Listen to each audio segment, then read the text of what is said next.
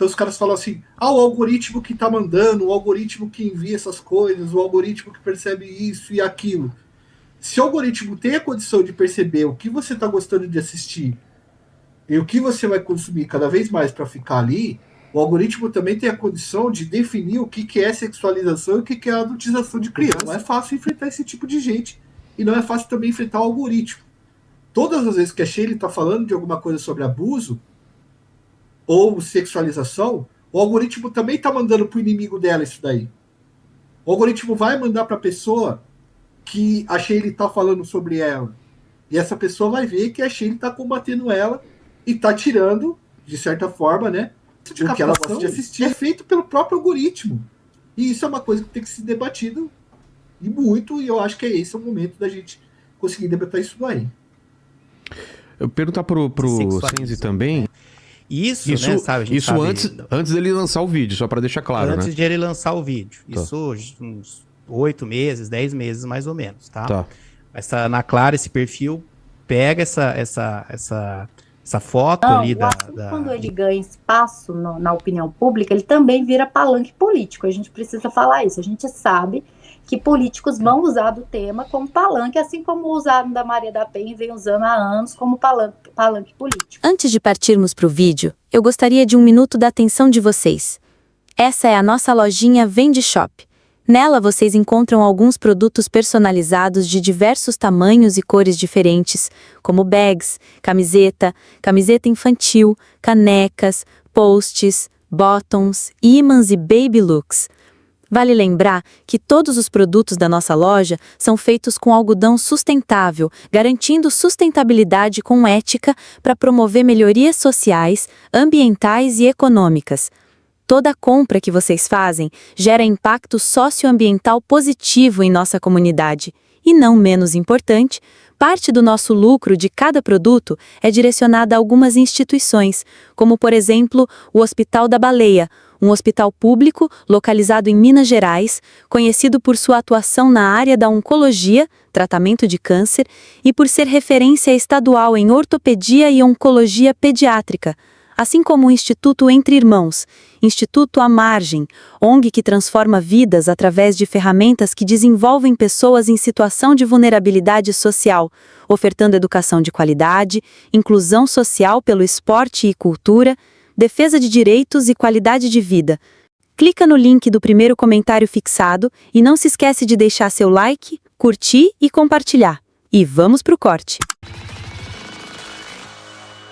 Eu queria colocar o Joel no papo, porque a gente vai começar a falar sobre algoritmo, né? Né, Joel? Você trabalha em rede social, você já denunciou várias coisas, e quando a gente estava falando muito de Discord, parecia uma coisa muito distante para todo mundo, inclusive para mim que não uso o Discord. Mas quando o Felca começa a falar Instagram e TikTok, aí todo mundo fala, putz, é verdade. Essas coisas incomodam há muito tempo as pessoas, com dancinhas, com essa sexualização e tudo mais, mas parecia que estava todo mundo esperando realmente falar, quando a gente vai falar sobre isso? E aí, Joel, é uma coisa que dá para lutar ou o algoritmo é uma coisa tão forte assim que não pode ser mudado e que começa a aparecer essas coisas? Tem que partir do governo, da plataforma? Quem que pode fazer essa mudança? Além da gente fazer essa gritaria e pedir por essas mudanças? Eu acho que o algoritmo, ele parece ser um ser que não tem responsabilidade nenhuma, né? As pessoas falam do algoritmo como se ele fosse apenas uma sistemática que não fosse configurado por seres humanos ou que não tivesse uma intencionalidade.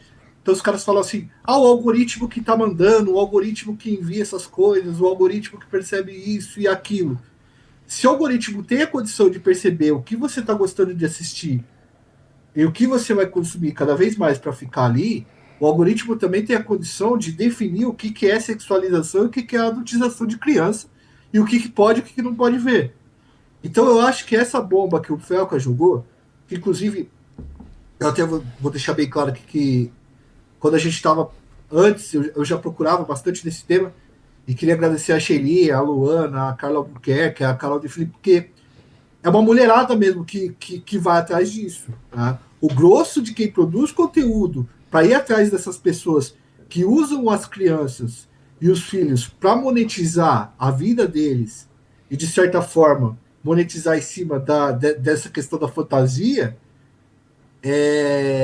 quem vai para cima deles é essa mulherada aí, que tá batendo forte. Então, agora o Felca jogou a bomba e cabe às pessoas que estão aqui ouvindo irem conferir o trabalho que a Sheila faz, que a Luana faz, que essas pessoas fazem, porque não é fácil enfrentar esse tipo de gente e não é fácil também enfrentar o algoritmo. Todas as vezes que a Sheila está falando de alguma coisa sobre abuso ou sexualização, o algoritmo também está mandando para o inimigo dela isso daí. O algoritmo vai mandar para a pessoa que a Sheila está falando sobre ela.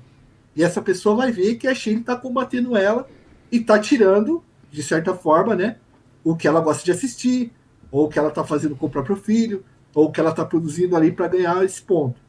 Eu acho que a gente vai ter uma chance nesse momento de debater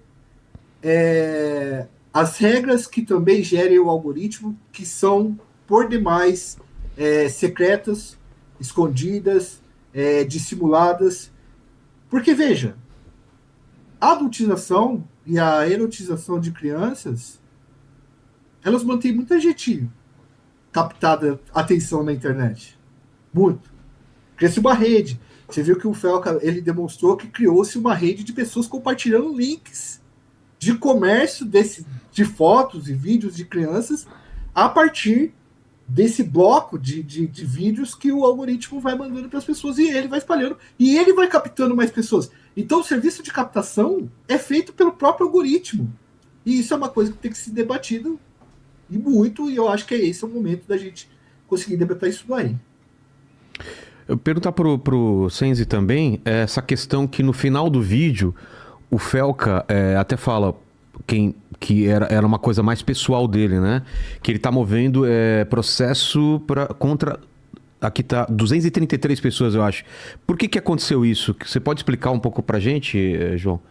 É importante, Vilela, você ter tocado nessa questão, né? Essa questão, ela é o seguinte... O Felca, quando ele estava preparando esse vídeo, né, fazendo os estudos, né, e eu sou testemunha disso, porque eu estava lá, né, ele seguiu diversos perfis para fazer esse monitoramento, né. São perfis abertos, perfis públicos, inclusive alguns lá no Twitter, de perfil, o nome era Na Clara, né, chegou a postar no Twitter a seguinte questão, né, porque o Felca segue uma menor de idade e curte vários conteúdos de menor que se sexualizam, né? Isso, né, sabe? Isso antes dele lançar o vídeo, só para deixar claro, antes né? de ele lançar o vídeo. Tá. Isso uns 8 meses, 10 meses mais ou menos, tá? Tá. Na Clara, esse perfil pega essa foto ali de que ele seguia, né? Esse perfil eu não vou me lembrar o nome agora porque ele seguiu vários, né? Uns 2, 3, enfim. Mas ela pega essa foto, posta por que o Felca segue uma menor de idade, curte vários conteúdos de menor que se sexualizam, tá? Sendo que não é verdade que ele curtia, ele seguia, tá? Essa postagem desse perfil, né, dessa Ana Clara, gerou, assim, uma repercussão, assim, não vou me lembrar exatamente, mas são milhões de visualizações, foram 5 milhões, 4, 5 milhões, 6 milhões, a repercussão foi, assim, extrema, né? E além dessa postagem, esse perfil, ele começou a engajar, né, nos comentários, naqueles comentários estavam começando a dar a entender que o Felca, então, seria pedófilo. Então, ela ficava, para você ver, né? Então, ela ficava engajando nesse tipo de comentário. Isso foi, assim, um completo absurdo que aconteceu, né? E logo depois desse perfil fazer essa postagem, diversas outras pessoas, outros perfis, começaram a postar diversas mensagens no seguinte sentido: espero que o Felca se mate, ele é um estuprador pedófilo, assim, tudo nesse nível, tá? Tudo nesse nível. E por conta disso, justamente, nós movemos um processo contra essa conta, né, do Twitter específica, para o afastamento do sigilo, né? A gente já até descobriu quem foi, já descobrimos o endereço lá na Bahia, né, que deve receber aí a continuidade do processo aí nos próximos meses, né? E todo mundo que está fazendo esse tipo de acusação, a gente está processando, tá? A gente entende, lógico, né? Fazer que eu vejo o Twitter, eu vejo algumas críticas, né? Que o Felca está sofrendo ali. Então, algumas pessoas acabam, mas ele está processando uma menor de idade, né, na Clara, que fez um questionamento.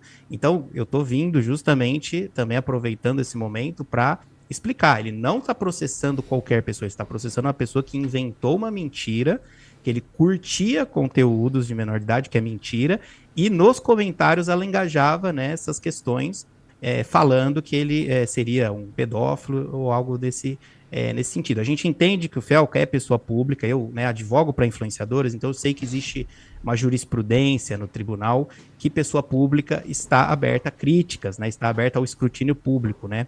Só que isso já passa de todo o limite, né? Não são críticas, são acusações, são mentirosas, são calúnias, né? São difamações, enfim. Inclusive, Vilela, eu faço até um parênteses aqui, né? Eu tenho notado, né? Como eu já advogo há um tempo na internet, ali no Twitter, as pessoas ultimamente têm acusado os outros, né? De pedofilia o tempo todo. Tá todo mundo sendo acusado ali, qualquer coisa. Pedófilo, não sei o que. Eu mesmo sou vítima disso. Eu tenho uns 5, 6 clientes que processam por conta disso. Então tem um monte de gente que faz campanha de difamação justamente chamando as pessoas de pedófilo, né? O tempo todo. E eu quero aproveitar esse espaço justamente para fazer um repúdio a isso, porque isso banaliza o termo, né? Banaliza o termo pedofilia, né? E banalizando o termo pedofilia, essas pessoas estão justamente ajudando os pedófilos, né? A gente tem que lembrar que a pedofilia é uma questão, é uma coisa muito séria, né? Essas pessoas que estão falando isso, elas não têm noção, né? Eu advoguei no caso do Discord, né? Em outro caso do Kidflix, que era um streaming de pedofilia, né, que a gente conseguiu derrubar, conseguimos identificar as pessoas. Então, assim, eu tenho total noção, né, porque eu trabalho diretamente com as vítimas, né, então eu tenho total noção de como as vítimas ficam. Então, quando você usa isso para chamar alguém, para xingar, difamar, enfim, eu acho isso algo, assim, muito sério. A gente tem que aproveitar esse espaço para também falar sobre isso, né, para as pessoas não banalizarem o termo. Então ele está processando por conta disso, né? 233 pessoas, né, que se engajaram numa campanha de difamação, dizendo que ele estupra crianças, até eu agora estou sendo envolvido também, estou colocando meu nome no meio. Então, assim, esse é o motivo do processo. É importante a gente esclarecer que não tem nada de anormal em a gente buscar o direito que é dele.